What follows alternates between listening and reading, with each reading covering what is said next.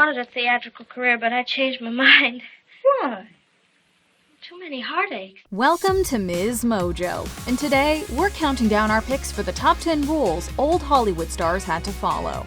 I have a credible source, and I'm going to run it, and I think you know what story I mean. For this list, we'll be looking at written and unwritten rules from a bygone cinematic era, demonstrating how the golden age of Hollywood wasn't always that golden, or even bronze. If you know any old Hollywood stories, share them in the comments. Number 10. Rewriting backgrounds. Where were you born? On a chicken farm outside of Lubbock. Beautiful southern home filled with every luxury and refinement. Where are your parents now? Probably on the front porch in their rocking chairs. Parents dead.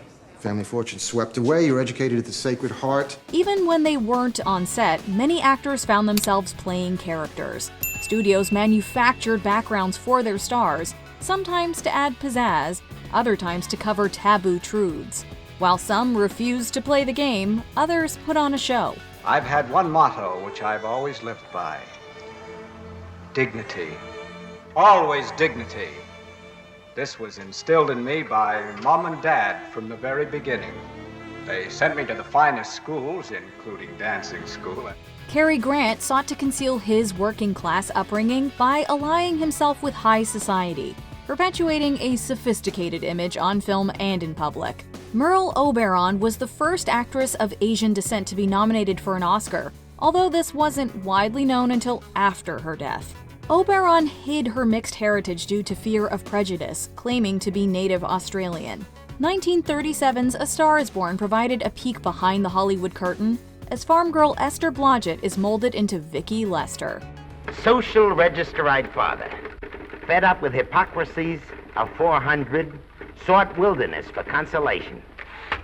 There amidst the mountain flowers, he raised another blossom. Number 9. New names. Speaking of stage names, you're probably at least familiar with Norma Jean Mortensen, assuming you've seen a Marilyn Monroe biopic. However, have you ever heard of Lucille Fay LeSueur, Roy Harold Shearer Jr., or Margarita Carmen Cancino? Hey, we'll have to do something about that right away. Well, you might know them better as Joan Crawford, Rock Hudson, and Rita Hayworth. Stars frequently had their names changed along with their backstories. MGM held a Name the Star contest that resulted in Joan Arden. Since that name was taken, they instead settled on Crawford. He seems to be satisfied with this arrangement. So don't force any issues unless you want to cause plenty of trouble. Agent Henry Wilson conceived Rock Hudson, a name that the actor hated. After being credited as Rita Cancino several times, the actress took her mother's maiden name Hayworth. Columbia head Harry Cohn advocated for this name change, believing Cancino sounded too, quote, exotic. They set out to create in Rita the all-American girl next door. Number 8. Forbidden relationships. Hollywood royalty wasn't too far from actual royalty. Just as members of the royal family have been told who they can and can't be with, the studios could control a star's love life. Jean Harlow and William Powell fell in love while with MGM. Can you imagine my saying to anybody, I love you? After all these years, you ask me that. Although MGM allowed them to date in public, the studio was against marriage, arguing that becoming a wife would destroy Harlow's, quote, sex symbol status. MGM went as far as to work a clause into Harlow's contract forbidding such a union. I'm sorry, Ned. I wish I'd known. But I've got a date with a yacht. Nevertheless, they were engaged until Harlow's sudden death at 26. It's also been reported that Harry Cohn hired organized crime figures to threaten Sammy Davis Jr. when he was romantically linked to a white actress under contract at Columbia, Kim Novak. Harry Cohn was frightening. Number 7. Staged romances. Aside from driving couples apart, Hollywood played matchmaker, albeit not in a fun rom-com way. I didn't know you two were friends. Oh, heck yeah, we just caught my picture Lazy Old Moon, and I guess we're, Yes, we're friends. we're fixing to be friendly, tell you that. Mickey Rooney and Judy Garland shared such natural chemistry that MGM played up the notion of them being a real-life item. In reality, the two weren't romantically involved, although it's been said that Garland had feelings for Rooney, with the latter seeing her as a good friend. I think we're just pals who might be something more sometime in the future. You gotta ask Mr. Mayor. I think it's just pals. I'm not kissing you if that's what you're after. Rooney wanted to marry Ava Gardner, a union that Louis B. Mayer forbade.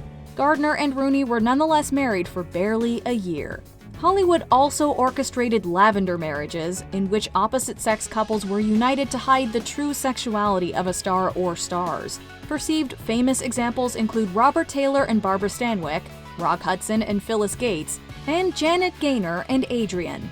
You shouldn't believe all that banana oil that Dora Bailey and the columnists dish out. Now try to get this straight. There is nothing between us. There has never been anything between us. Just air. Number 6. Double agent assistants. Actors could place a lot of trust in their assistants. While some honored that trust, others served a higher power. No hamburger. Mr. Mayor said very specifically you are not to eat the food. To Judy Garland, Betty Asher was much more than a publicist. She was a source of emotional support.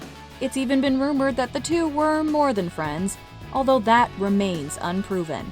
What we can say with certainty is that Asher was secretly spying on Garland, keeping her in line and reporting back to the higher-ups at MGM on a weekly basis. Pay no attention to that man behind the curtain. The great and boss has spoken. Who are you? Garland was devastated upon learning the truth years later, but she wasn't the only star subjected to such deceit. It was common practice for the studio executives to keep tabs on actors, as well as filmmakers, with spies hidden in plain sight. Why don't you take a few pictures, have a few laughs? Jeez, Eddie. Number 5. The stigma against motherhood. For actresses, the birth of a child would mark the death of their careers. Ava Gardner claimed shortly before her death, quote, MGM had all sorts of penalty clauses about their stars having babies. Gardner reportedly terminated 2 pregnancies while married to Frank Sinatra. The first one, she didn't tell him what was happening. She went ahead and did it on her own. Judy Garland, Lana Turner, and Dorothy Dandridge are just some of the others who weren't given much choice in the matter when they became pregnant. It's been speculated that Lupe Velez took her own life because she couldn't bear the thought of terminating her pregnancy. The baby's father, Harold, refused to marry her.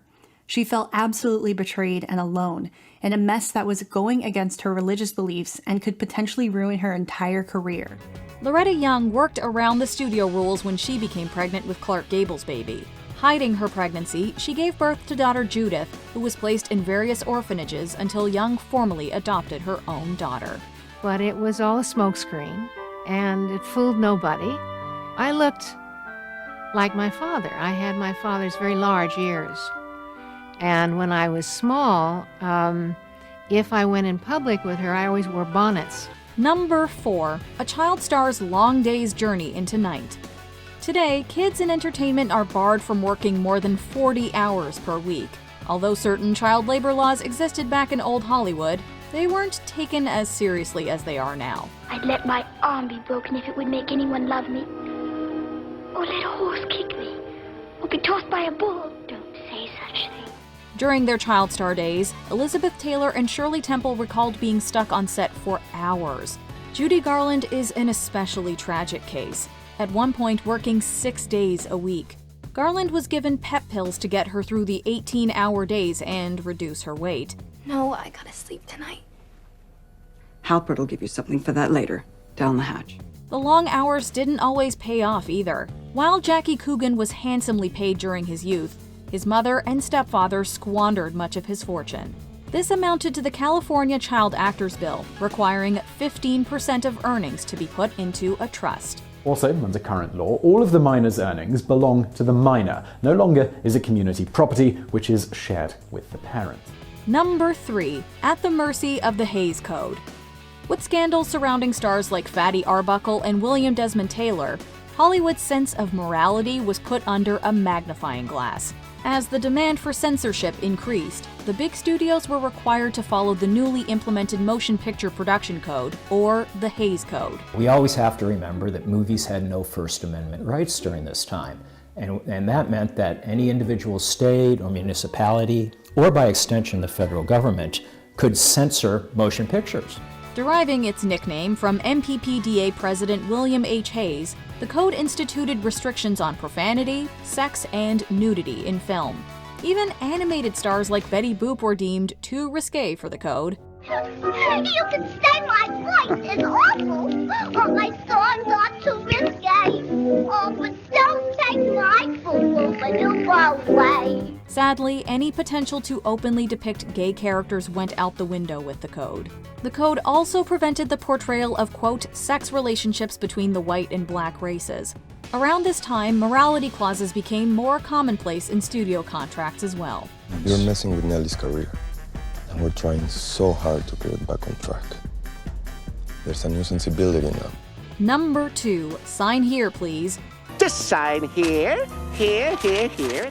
Nowadays, actors turn down roles for a variety of reasons. Options were far more limited back in old Hollywood, with studios signing stars to multi-year contracts. One couldn't simply refuse a role, no matter how much they detested the project. And I just won't do it. You got a 5-year contract, honey. You do what RF says. Contract players also couldn't accept a gig at another studio unless their bosses agreed to loan them out. Betty Davis desired to star in It Happened One Night at Columbia, but Warner Brothers wouldn't lend her. The Oscar-winning part thus went to Claudette Colbert. Davis later brought legal action against WB, seeking to be released from her contract. Davis lost that case, although this thankfully led to some of her most beloved screen roles at Warner. Other contract players weren't always as lucky. And will you be happy, Charlotte? Oh, Jerry, don't let's ask for the moon. We have the stars. Before we continue, be sure to subscribe to our channel and ring the bell to get notified about our latest videos. You have the option to be notified for occasional videos or all of them. If you're on your phone, make sure you go into your settings and switch on notifications. Number 1, actress transformations. You were that Crawford smear.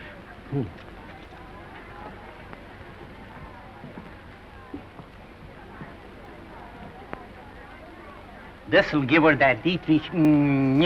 Hollywood stars still often adhere to unrealistic body standards. This practice only becomes more troublesome the further you go back. How impossible were old Hollywood standards? Louis B. Mayer called Judy Garland, quote, a little hunchback. Isn't that ridiculous? Nevertheless, actresses were expected to transform themselves to appease the studio. In this factory where dreams can't come true, are you ready to make someone new? You're the team that must teach me to do the 20th century Fox Mambo. At minimum, this would entail dyeing your hair like Marilyn Monroe. Some went a step further like Rita Hayworth, who had hairline electrolysis. They had to take about an inch of her hair out with electrolysis to give her a higher, more of a forehead. But it was very painful. In more extreme cases, actresses subjected themselves to plastic surgery and other cosmetic procedures. Actresses also had rigorous diets to achieve the desired figures. At least a few managed to challenge the studios, like Katharine Hepburn, who literally showed everyone who wears the pants in Hollywood. Belief in what you're doing that is sufficient to carry you when everyone and his uncle thinks you're wrong, and you still think, well, God damn it, I don't think I'm wrong. I think I'm right, and I'm going to do it. Do you agree with our picks? Check out this other recent clip from MsMojo. And be sure to subscribe and ring the bell to be notified about our latest videos.